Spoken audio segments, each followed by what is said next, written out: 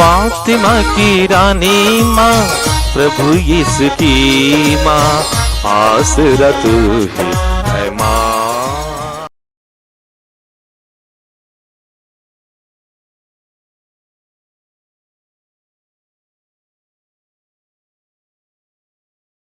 पहला पाठ थिस्सलुनीकियों के नाम संत पौलुस का पहला पत्र, अध्याय 3, पद संख्याएं 7 से 13 तक। भाइयों, हमें अपने सब कष्टों और संकटों में आप लोगों के विश्वास से सांत्वना मिली है। यह जानकर हम में अब नए जीवन का संचार हुआ है कि आप प्रभु में दृढ़ बने रहते हैं। आपने हमें प्रभु के सामने इतना आनंद प्रदान किया है। हम आप लोगों के विषय में ईश्वर को पर्याप्त धन्यवाद कैसे दे सकते हैं। हम रात दिन आग्रह के साथ ईश्वर से यह प्रार्थना करते रहते हैं कि हम आपको दोबारा देख सकें और आपके विश्वास में जो कमी रह गई है उसे पूरा कर सके। हमारा पिता ईश्वर और हमारे प्रभु यीशु हमारे लिए आपके पास पहुंचने का मार्ग सुगम बनाए। प्रभु ऐसा करे कि जिस तरह हम आप लोगों को प्यार करते हैं, उसी तरह आपका प्रेम एक दूसरे के प्रति और सबों के प्रति बढ़ता जाए और उमड़ता रहे। इस प्रकार वह उस दिन तक आपके हृदयों को हमारे पिता ईश्वर के सामने पवित्र और निर्दोष बनाए रखे, जब हमारे प्रभु यीशु अपने सब संतों के साथ आएंगे। प्रभु की वाणी। ईश्वर को धन्यवाद। भजन अनुवाक्य। तू हमें अपना प्रेम दिखा, जिससे हम आनंद के गीत गा सकें। तू हमें अपना प्रेम दिखा, जिससे हम आनंद के गीत गा सके। तू मनुष्य को फिर मिट्टी में मिलाकर कहता है, हे मनुष्य की संतान, लौट जाओ। 1000 वर्ष भी तुझे बीते कल की तरह लगते हैं। वे तेरी गिनती में रात के पहर के सदृश हैं। अनुवाक्य। तू हमें अपना प्रेम दिखा, जिससे हम आनंद के गीत गा सके। तू हमें अपना प्रेम दिखा, जिससे हम आनंद के गीत गा सके। हमें जीवन की क्षण भंगुरता सिखा, जिससे हम में सद्बुद्धि आए। हे प्रभु, क्षमा कर। हम कब तक तेरी प्रतीक्षा करें? तू अपने सेवकों पर दया कर। अनुवाक्य। तू हमें अपना प्रेम दिखा, जिससे हम आनंद के गीत गा सकें। तू हमें अपना प्रेम दिखा, जिससे हम आनंद के गीत गा सके। तू भोर को हमें अपना प्रेम दिखा, जिससे हम दिन भर आनंद के गीत गा सकें। प्रभु की मधुर कृपा हम पर बनी रहे और हमारे सब कार्यों पर तेरी आशीष। अनुवाक्य। तू हमें अपना प्रेम सिखा, जिससे हम आनंद के गीत गा सकें। तू हमें अपना प्रेम दिखा, जिससे हम आनंद के गीत गा सके। जय घोष। हालेलुया। जागते रहो और तैयार रहो, क्योंकि तुम नहीं जानते कि मानव पुत्र किस घड़ी आएगा। हालेलुया। प्रभु आप लोगों के साथ हो और आपकी आत्मा के साथ। संत मत्ती के अनुसार पवित्र सुसमाचार। हे प्रभु, तेरी महिमा हो। अध्याय 24 पद संख्याएं 42 से 51 तक।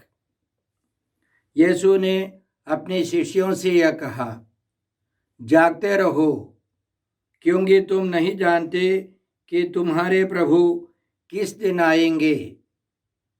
यह अच्छी तरह समझ लो, यदि घर के स्वामी को मालूम होता कि चोर रात के किस पहर आएगा, तो वह जागता रहता और अपने घर में सेंध लगने नहीं देता। इसलिए तुम लोग भी तैयार रहो, क्योंकि जिस घड़ी तुम उसके आने की नहीं सोचते, उसी घड़ी मानव पुत्र आएगा।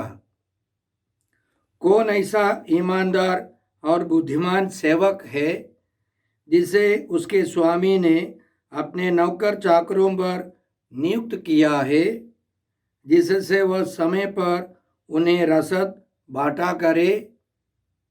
धन्य है वह सेवक जिसका स्वामी आने पर उसे ऐसा ही करता हुआ पाएगा।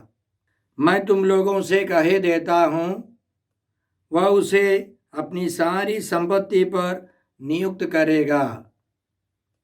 परंतु यदि वह बेईमान सेवक अपने मन में कहे, मेरा स्वामी आने में देर करता है, और वह दूसरे नौकरों को पीटने और शराबियों के साथ खाने पीने लगे, तो उस सेवक का स्वामी ऐसे दिन आएगा जब उसकी प्रतीक्षा नहीं कर रहा होगा, और ऐसी घड़ी जिसे वह नहीं जान पाएगा।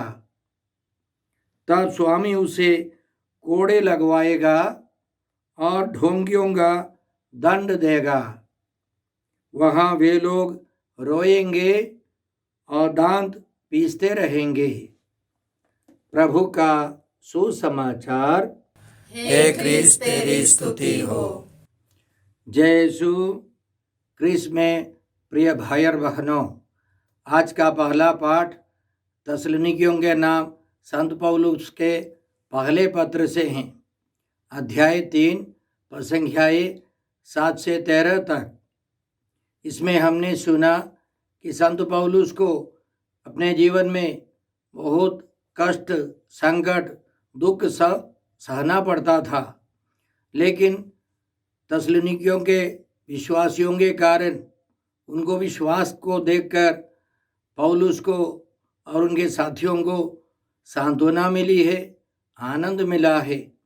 और उनका कहना है, यह जानकर हम में अब नए जीवन का संचार हुआ है कि आप प्रभु में दृढ़ बने रहते हैं। तो हर एक सुसमाचार के प्रचारक के लिए सबसे बड़ी सांत्वना उनके अनुयायी, उनके पास आने वाले विश्वासी लोग सच्चे ईश्वर में विश्वास करने लगते हैं और उस विश्वास में बढ़ते रहते हैं, तो वे आनंद से भर जाते हैं।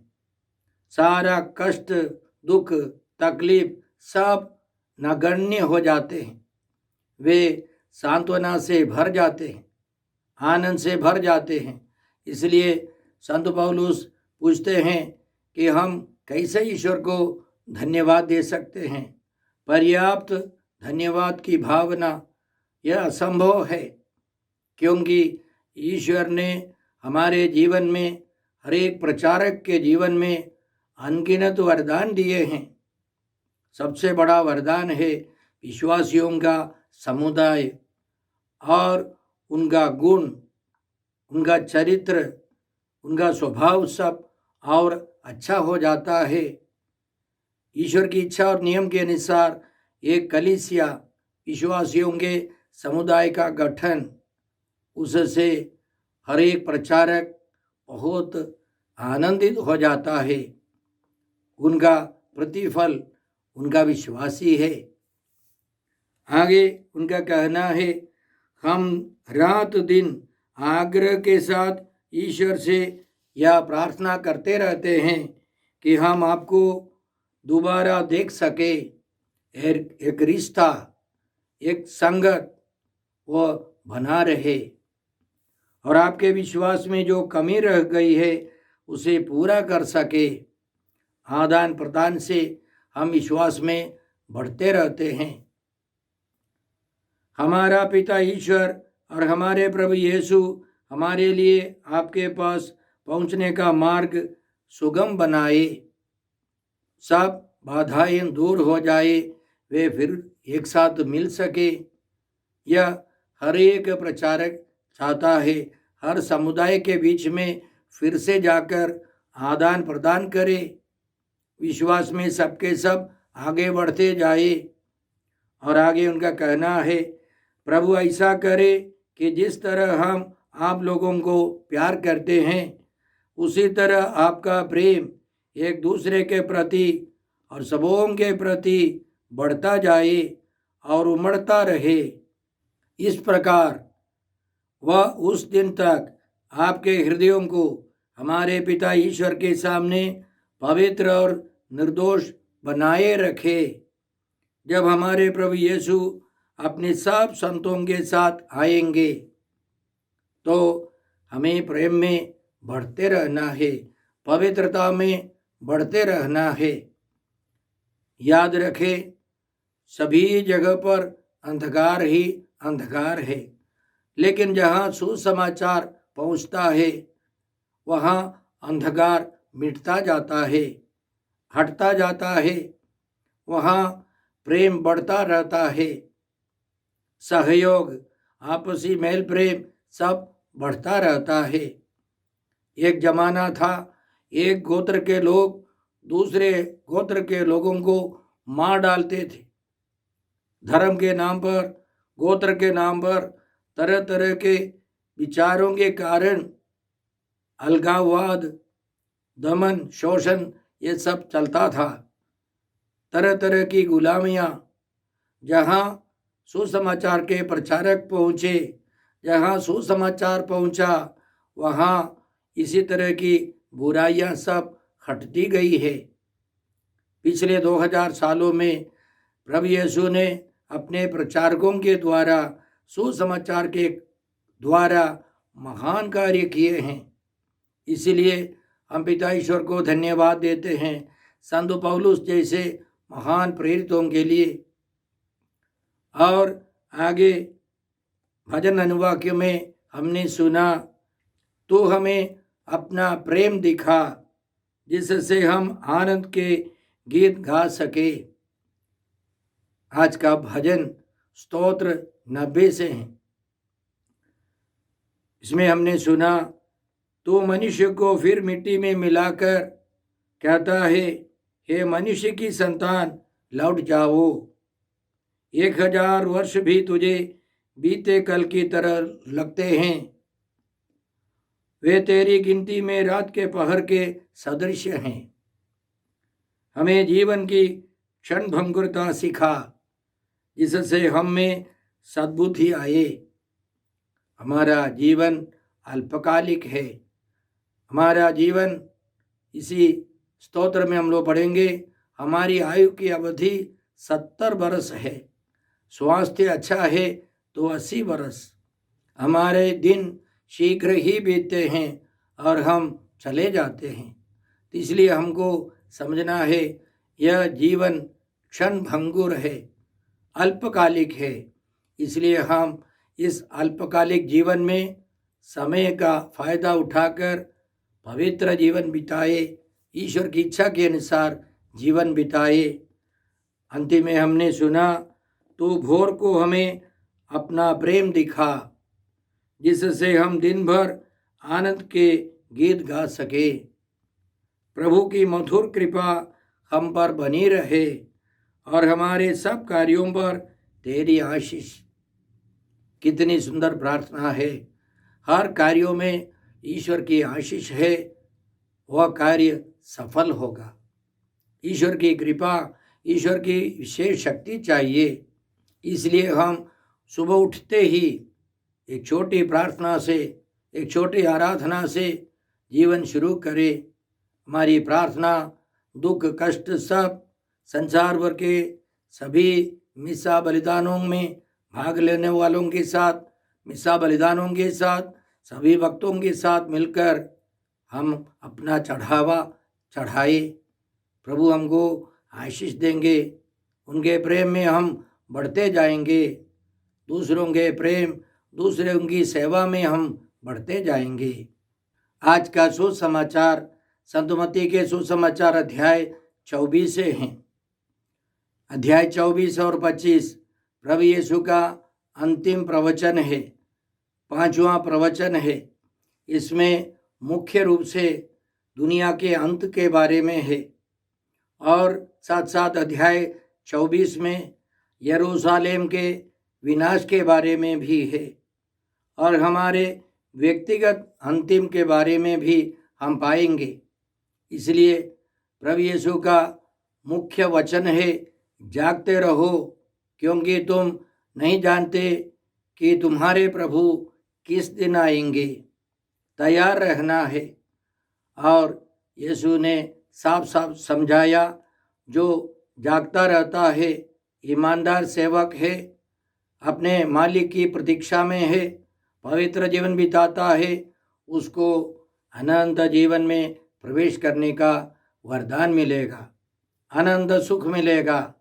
लेकिन जो बिल्कुल ईश्वर से अलग रहकर, ईश्वर से विद्रोह कर पापमय जीवन में है, उनको अनंत दंड भोगना पड़ेगा। हर एक व्यक्ति मरते समय उसकी आत्मा निकल आएगी। प्रभु यीशु हमारा न्याय करेंगे। लेकिन मरने तक जो घोर पाप करते हुए, मारक पाप करते हुए, बिना पश्चाताप कर, प्रायश्चित कर, पाप स्वीकार कर वो मर जाता है, उसको अनंत दंड भोगना पड़ेगा। प्रभु यीशु साफ साफ समझाते हैं, धर्मी अनंत जीवन में प्रवेश करेंगे, विधर्मी अनंत दंड भोगने जाएंगे। कई लोग हमको समझाते हैं कि ईश्वर दयालु है इसलिए सबके सब स्वर्ग जाते हैं, स्वर्ग जाएंगे। यह बाइबल की शिक्षा नहीं है, यह प्रभु यीशु की शिक्षा नहीं है। इसलिए प्रभु यीशु ने साफ समझाया। लेकिन जो बिल्कुल बेईमान है, निर्दय है, अपवित्र है, उनको अनंत दंड मिलेगा। वहाँ वे लोग रोएंगे और दांत पीसते रहेंगे।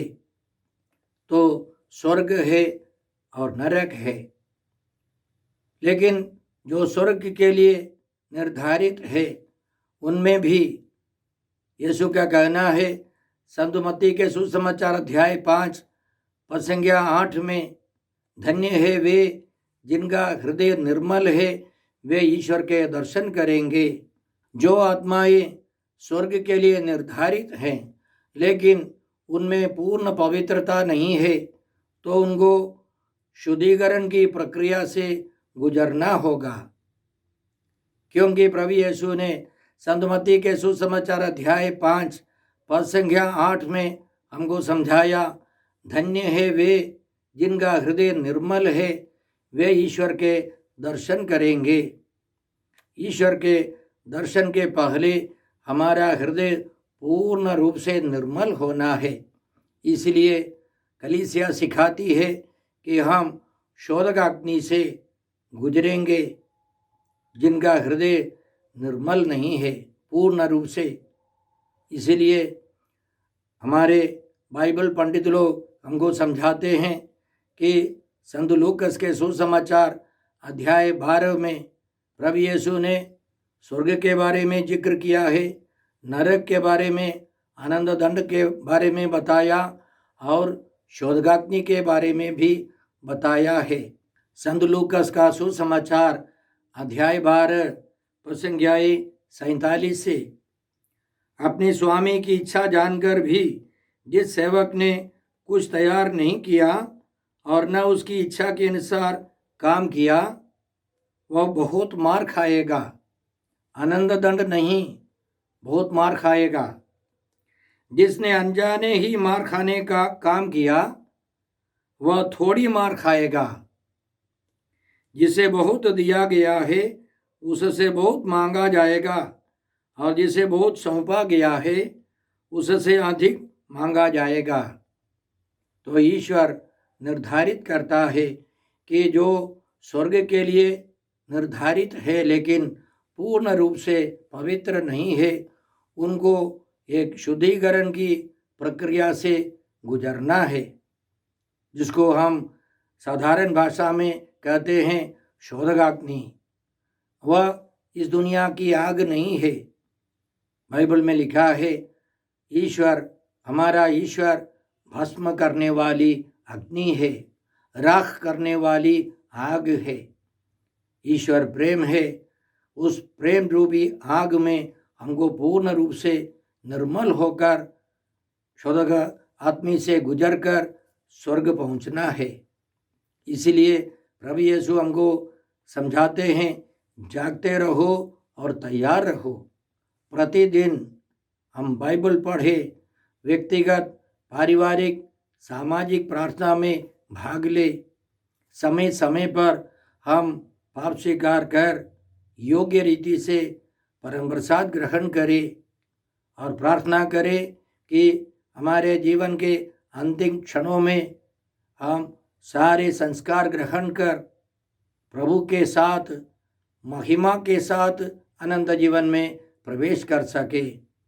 इसके लिए हम प्रार्थना करें। हे अब्बा पिता, हे प्रभु यीशु, हे पवित्र आत्मा ईश्वर, आज के सारे पवित्र वचनों के लिए हम तुझे धन्यवाद देते हैं और तुझसे प्रार्थना करते हैं कि हम सब जागते रहें और तैयार रहें। हम यह प्रार्थना करते हैं प्रभु क्रिस्त के द्वारा। हमारे प्रभु यीशु क्रिस्त की कृपा, ईश्वर का प्रेम और पवित्र आत्मा का साहचर्य आप सबों को प्राप्त हो। आमीन।